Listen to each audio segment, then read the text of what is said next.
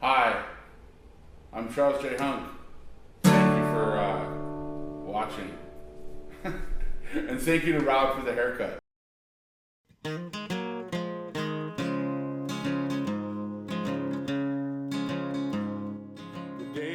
How did I get into music? I don't know. It kind of just fell into it, I guess. When I was a little kid, I had a cousin of mine come and live with us to go to Brock University. He smokes a lot of marijuana and played guitar and records a lot. And I kind of thought that was the coolest thing in the world. So I kind of owe everything to him. He's a pretty influential guy. Yeah, he got me into a lot of cool, crazy records and stuff when I was really young. Stuff you normally wouldn't listen to probably when you're like 7 or 8 years old. So. Like what kind of stuff?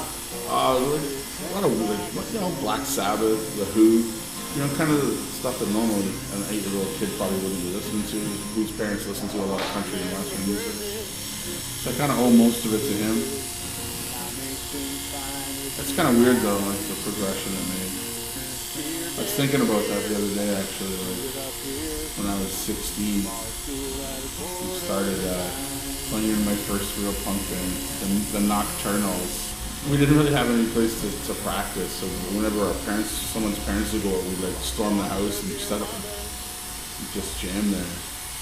One time we were doing it at my house because my parents were gone doing whatever they were doing.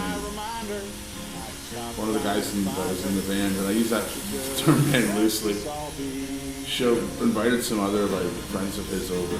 We were just in my parents' rec room playing Misfits covers and awful, Forgotten Rebel songs and that. All of a sudden these kids started coming out of my laundry room with mohawks and stuff, and apparently there was these 2 girls that I didn't know in my laundry room giving people mohawks and making them punk rock. At the time I thought, I guess this is what it means to be in a punk rock band. I mean, this is also 1990, don't forget, I'm an old person. But I thought about that the other day, and I started thinking about it after, I can't even imagine what those kids' parents must have thought when they started showing up at home with mohawks and safety pins stuck through their ears. I'm surprised there wasn't a lynch mob when my parents weren't on the next day. But whatever, man, that was what it was like to be 16 in 1990, I guess. But, now I'm doing something completely different than that. The punk rock will never die. No, I'm always in you, right? Absolutely. I mean, it's something that always, it's always been a part of my, everything that pretty much I do. All my friends, and, the shows we go to, went to, the music we play, the way we think.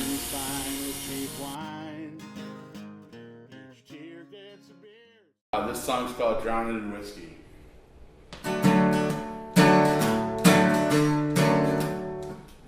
Try that again. Do you want me to do the whole thing again? Well, I spent all day drinking, got me thinking about everything that's gone wrong, and it made me wonder why she's still hanging around. All the ugly nights and the barroom fights and the times that went to bed still mad. But loving her's like drowning in whiskey. We've had some good times and some tough ones, smashing glasses on the kitchen floor, and still got every scar from every fight we had. But in the end, I gotta tell you, friend, I wouldn't have it any other way. But loving her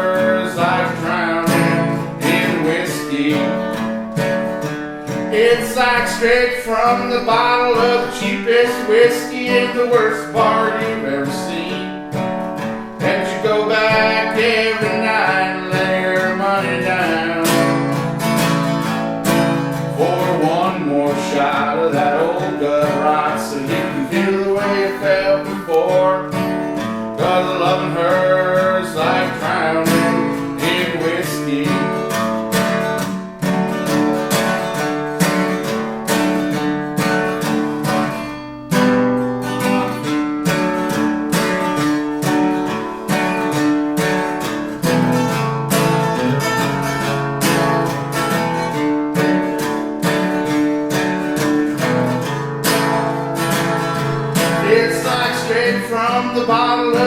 cheapest whiskey in the worst bar you've ever seen. But you go back every night and lay your money down for one more shot of that old gut rot, so you can feel the way you felt before. 'Cause loving her is like drowning in whiskey. I said loving her is like drowning in whiskey.